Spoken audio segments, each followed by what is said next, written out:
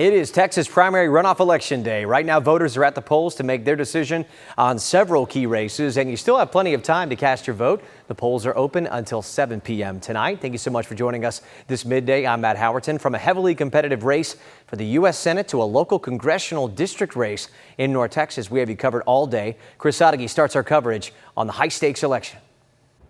Some key races to be decided tonight to determine what the November ballot will look like. But so far, based on early voting totals, fewer voters making those key decisions. One of the big statewide races we are watching is the Republican primary runoff for U.S. Senator between incumbent John Cornyn and Ken Paxton. Cornyn held a slim margin over Paxton back in March, just 1.5%.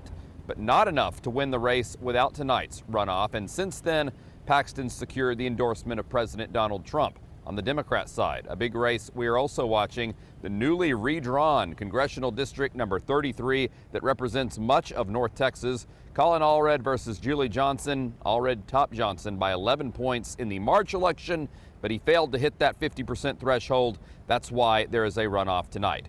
We checked the early voting numbers in our 4 major counties, and they are down nearly 66% from those who voted early in the March elections. But some context to those numbers: the early voting period is shorter for the runoffs, just 5 days long compared to 2 weeks. And even though runoffs do typically see lower voter turnout, this year's Republican Senate race did drive better early voter turnout compared to past runoffs. The polls will close at 7 p.m. If you are still planning on heading out, make sure you bring what you need and know exactly where you're going. You can find all that information on our voter guide at wfa.com/vote. I'm Chris Sadeghi. Now back to you. All right, coming up in the next half hour, we're giving you a closer look into the heated race between Ken Paxton and John Cornyn as they look to be in the November midterm election against James Tallarico. And be sure to join us on WFAA Plus when the polls close. We'll be tracking the results in real time with live reports from crews across the state and analysis from political experts. Our coverage will be streaming tonight starting at 7 o'clock. Giving you a live look at downtown Fort Worth. A warm day ahead, but a nice day. You can't rule out a chance for storms in North Texas. Let's get our meteorologist Colin Myers in here right now. Colin, we need your help, brother. Show us the way. I'll do what I can. Now, Texas weather is pretty tough on us, especially this time of year. You never know what you're going to get. But what I want you to do is take a snapshot right now. Remember July or August, a day like today. You're going to miss this day. 79. It is beautiful out there. Not a cloud in the sky from our Rockwall Trend Tower camera, but we could see a few popcorn thunderstorms this afternoon that pop up in the heat of the afternoon, similar to yesterday. Right now on radar, we're seeing some clouds build to the west, Palo Pinto County down towards Stephenville, Granbury. Also in central Texas, Mejia, a little shower for you.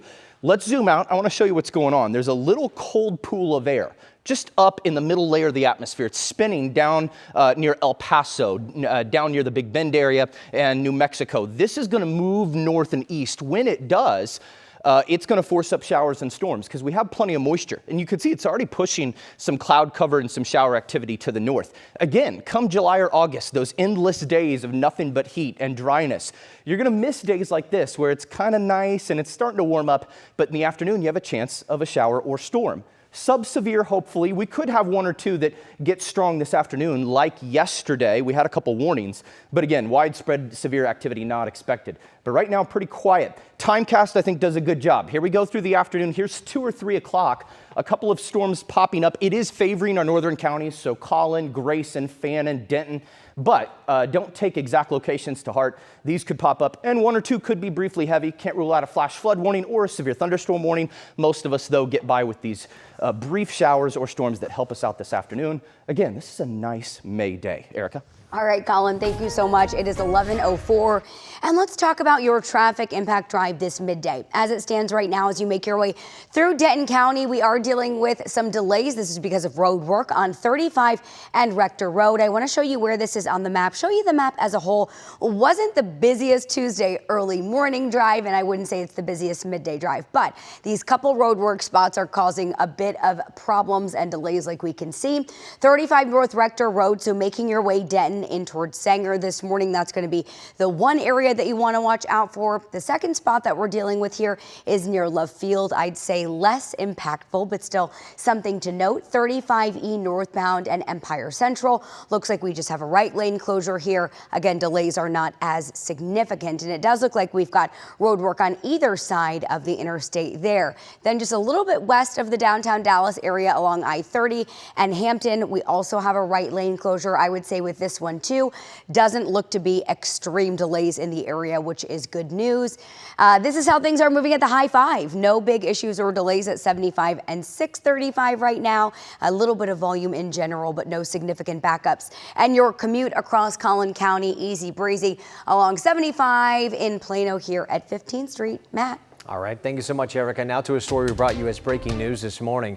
3 people are dead after a shooting at a short-term rental home in West Dallas. It happened just after midnight on Vilbig Street, not far from CF Carr Elementary. 2 people died at the home and a third died at the hospital. A 4th victim was also taken to the hospital and is expected to recover. Police have not made any arrests, nor have said if the suspects knew the victims. We'll continue to follow this story throughout the day, and we'll bring you the latest on air and on WFAA.com. This shooting comes one day after another shooting just blocks away at a different short-term rental. Surveillance video from the area shows 4 armed men jumping fences and racing toward a getaway car. Neighbors say it sounded like a fight, and then gunshots rang out. I should be able to just go to sleep with my kids at 9 p.m. and not have to worry about if the Airbnb next door is behaving. That man says that he called 911 twice, but Dallas police tell us that they could not find those calls in their system. He says Airbnb told him it terminated the rental and launched an investigation. The city of Dallas tried to ban most short-term rentals like Airbnb and Vrbo, but that ordinance is still tied up in litigation right now. New on midday, a North Texas man was one of 2 people killed in a plane crash in Ohio. Investigators say Colin Albee of Allen and pilot David Garcia were on a training flight when the plane crashed into a home in Akron nearly 2 weeks ago. The family inside the home was not hurt. The NTSB still trying to figure out what caused that crash. Now to the latest on the war in Iran. Another round of strikes overnight near the Strait of Hormuz, targeting missile sites and Iranian boats trying to lay mines off the country's coast. The Pentagon says the attack was in self-defense, and this comes after mixed messages from President Donald Trump about a potential agreement to end the war. ABC's Rachel Scott has the latest. Overnight, the Pentagon says the U.S. launched strikes in Iran as Iranian officials arrive in Qatar for peace talks. U.S. Central Command describing the strikes as self-defense that targeted missile launch sites and Iranian boats that were attempting to put mines in the Strait of Hormuz. Secretary of State Marco Rubio saying the strait will be open one way or another, but did not provide details on how that would happen. It's going to take a couple days to settle on, even down to the disagreements over a word. Sentence. So we'll have to work through that. On Saturday, President Trump said a framework for a deal to end the war had been largely negotiated. But then 24 hours later on Sunday, he claimed he's in no rush to make a deal, saying both sides must take their time and get it right. The president sending several mixed messages after insisting that Iran must turn over its stockpile of enriched uranium to the U.S. The president now says the country can do that, or preferably the U.S. can destroy it in Iran or at another agreed upon location. But that's still a major sticking point, and Iran has not publicly agreed to that. According to a senior U.S. official, the potential interim agreement between the countries does require a commitment from Iran to remove those stockpiles, as well as reopening the Strait of Hormuz, and the U.S. lifting its naval blockade of Iranian ports. Still, no deal has been finalized. Iran's foreign ministry saying, "We have not entered into the details of this agreement."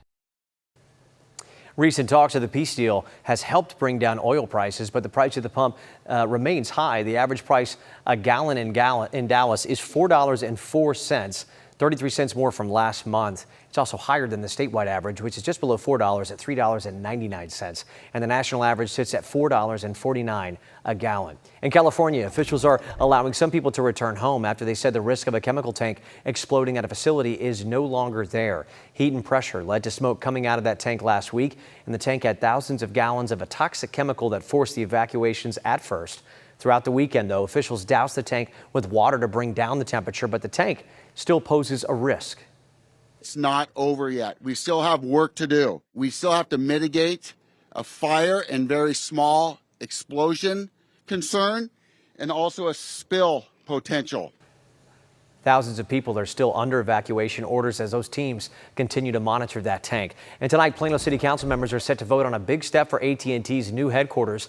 They will vote on rezoning nearly 1.5 acres at the corner of Legacy Drive and Parkwood Boulevard. The company is leaving its longtime home in downtown Dallas. The plans would create room for an outdoor plaza and a 230-foot tower. And tonight's City Council meeting starts at 7 p.m. where this will all be discussed. Frisco King has taken over Westlake today, and a couple of roads are closed due to filming. That includes the service road along Highway 170 from Parrish Avenue to Schwab Way. The closures should last for a couple of hours until 3 this afternoon, but a heads up if you are in that area.